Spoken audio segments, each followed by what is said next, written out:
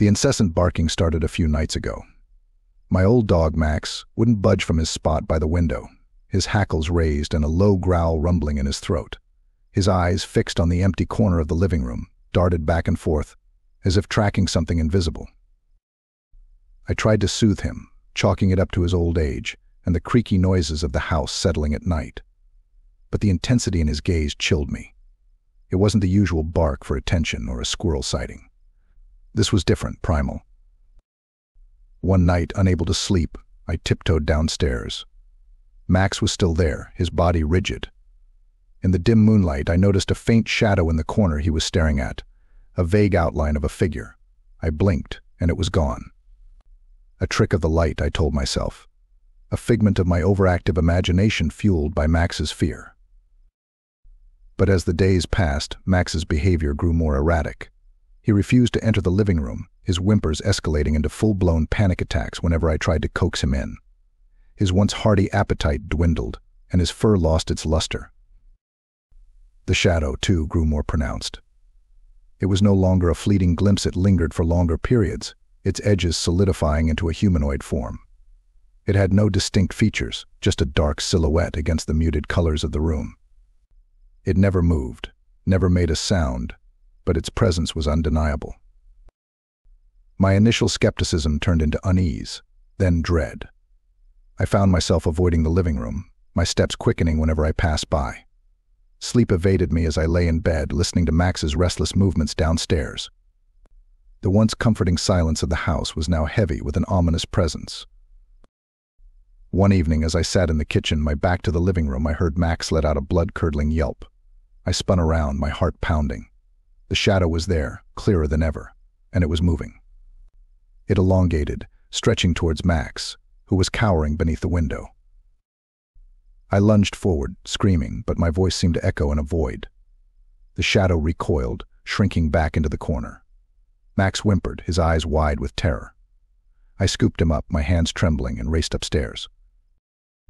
I locked myself in the bedroom, the covers pulled up to my chin, my breath coming in ragged gasps.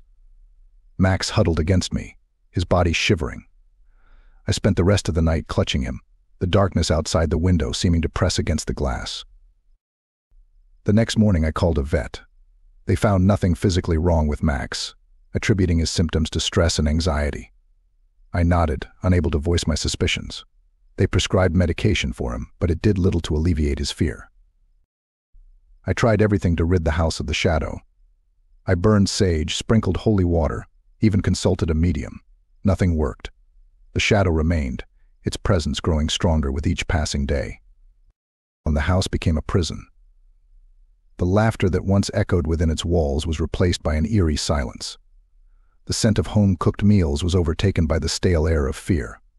I felt trapped, isolated, my sanity hanging by a thread. One night, as I lay awake, staring at the ceiling, I made a decision. I couldn't live like this anymore. I had to confront the shadow, to find out what it wanted. I rose from the bed, a newfound resolve hardening my steps. Max followed me downstairs, his tail tucked between his legs. We stood in the living room, the moonlight casting long shadows across the floor. The empty corner seemed to pulsate with an unseen energy. I spoke into the silence, my voice shaking. "Who are you? What do you want?"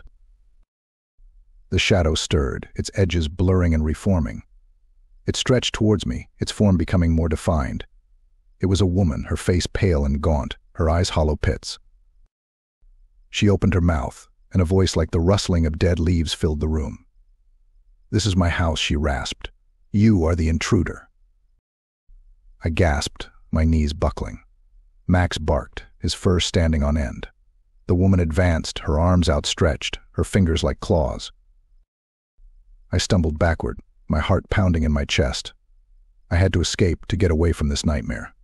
I turned to run, but the woman's hand closed around my wrist. Her touch was icy cold, draining the warmth from my body. I cried out, my vision blurring. The last thing I saw was Max, lunging at the woman, his teeth bared. Then everything went black. When I awoke, I was lying on the floor, Max curled up beside me. The sun was streaming through the window, and the house was silent. I sat up, my head throbbing. Max whimpered, nuzzling against me. I looked towards the corner, but it was empty. The shadow was gone. I stumbled upstairs, my legs weak. I packed a bag for myself and Max, leaving behind everything else. I couldn't stay in this house any longer. As I drove away, I glanced in the rearview mirror. The house stood in the distance, its windows dark and empty. I shuddered, a chill running down my spine. I never went back. I found a new home, far away from the memories of that house. Max eventually recovered, his fear fading with time. But I never forgot the shadow woman, the terror she had inflicted upon us. I still wonder who she was, what she wanted. Was she a ghost, a demon, or something else entirely? I may never know the answers, but one thing is certain: the house on the hill holds a darkness that I never want to face again. I learned a valuable lesson that night. Sometimes the most terrifying things are the ones we can't see.